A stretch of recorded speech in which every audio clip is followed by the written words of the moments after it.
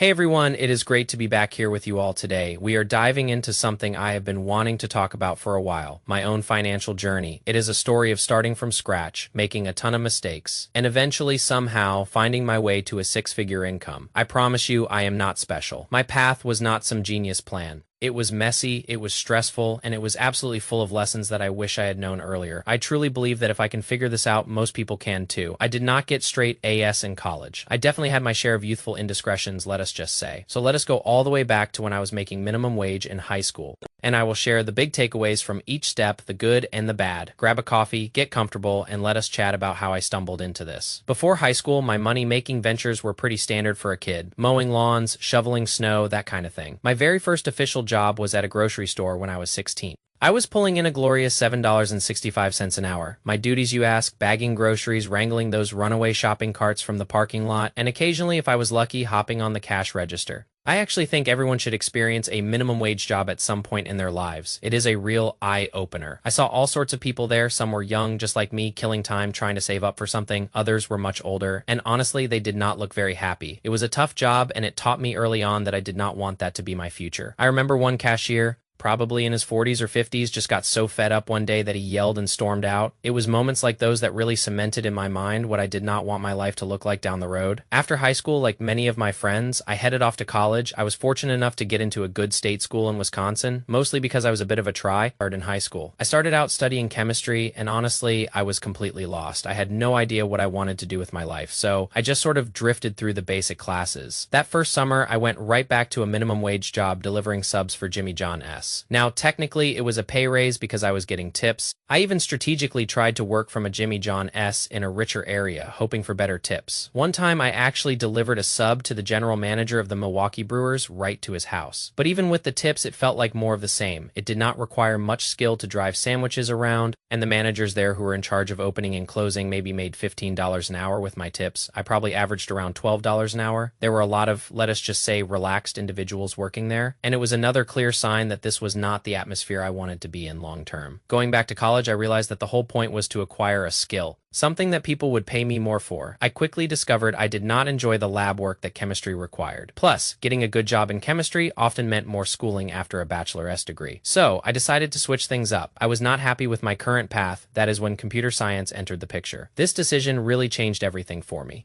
I was at a family gathering and mentioned I was switching to computer science. It turned out my aunt worked for a small IT company and could help me get a job. I told her honestly that I did not know much about computers, but I was willing to work hard and learn fast. They gave me an interview, and I landed the job making about $14 an hour. I was ecstatic. This was during college, so I would go to work after classes. My grades definitely took a hit because of it. I was getting real-world experience, but my study time was pretty much non-existent. This was my first taste of a real desk job. I sat in a cubicle and felt like an adult even though it was mostly intern-level work. I cleaned out the IT closet, kept inventory, and did a lot of tedious tasks. I was practically bringing people coffee in the mornings. Any computer issue, I was there to fix it. I learned a ton about troubleshooting and how to keep people happy with their technology, but even then, I felt a bit underutilized. I knew I wanted something more during my junior year. I went to the university career fair. The room was packed with booths from all sorts of companies. I noticed that all the big tech giants, like Apple, Facebook, and Google, had these massive lines. You would have to wait for 2 hours just to get a couple of minutes with a recruiter. So I walked around, and what did I see? The insurance companies, those big, boring, but very rich insurance companies, had almost no lines at all. I thought, why not? I got in a very short line and talked to a large insurance company based in Wisconsin. They liked me,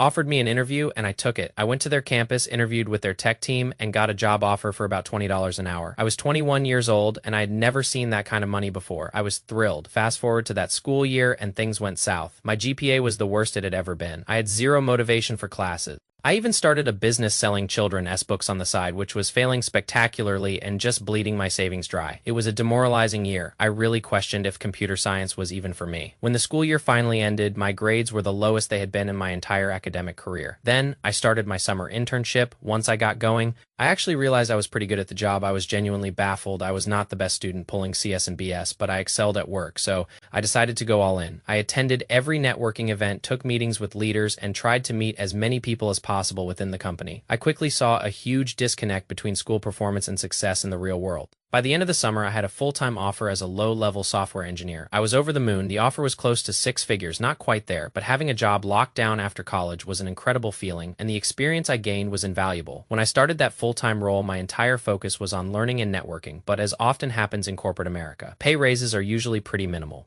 You can have an amazing year and they might give you a 3% raise. It is not exactly life-changing after about 3 years, and facing a lot of rejections for promotions that just were not happening. I started looking around. I talked to some of my coworkers about their pay and realized they were making $20,000, even $30,000 more than me. That was a huge shock, and it immediately made me want to leave. I set a clear goal to land a job with a six-figure salary in 2021. I kid you not, I applied to hundreds of jobs. I created an entire spreadsheet tracking different companies and application links. I just kept sending out my resume over and over again. I tracked the statistics, and while I cannot recall the exact percentages, I would get a reply and an interview offer about 10% of the time. Out of those interviews, I ended up with 2 job offers. One of them finally hit that coveted six-figure mark, so I made the switch to the job I am in now, and I am making well above that six-figure threshold. The market was good back in 2021 before things got a bit more uncertain. There were definitely other factors, but that is how I did it. It was not some groundbreaking strategy, just the traditional path of getting basic jobs in high school, going to college, doing internships, and working your way up. It is a very repeatable journey. Now let us talk about some of the key takeaways that can help you on your own path to a better financial future. First, develop a skill. Think back to those jobs at the grocery store and Jimmy John S. The reason they do not pay well is because almost anyone can do them. They are important jobs, but let us be honest. Bagging groceries, stocking shelves, or delivering subs does not require a highly specialized skill set.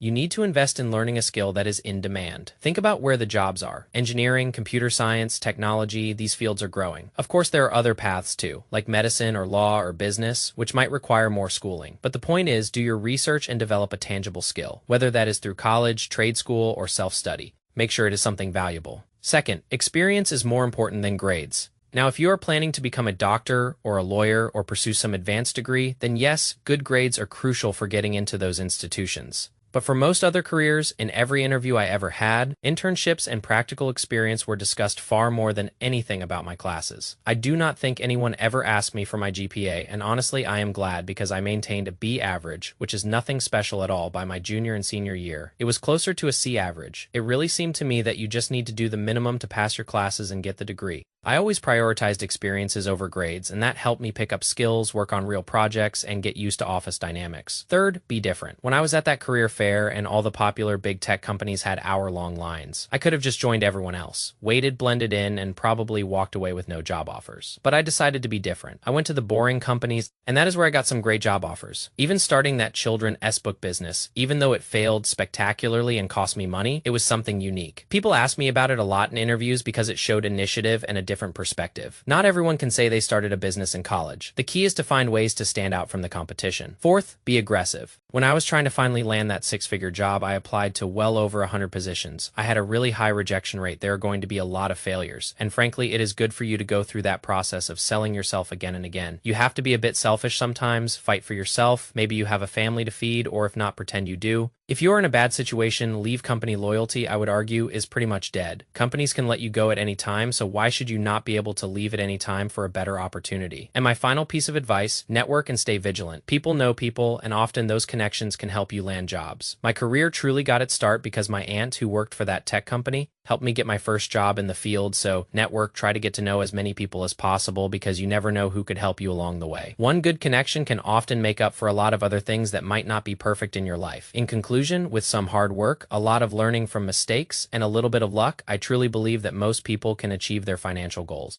A six-figure income is extremely doable for many. You have got this. Let me know your thoughts in the comments below, and thank you for watching. Please consider subscribing if you enjoy this kind of content. Peace out.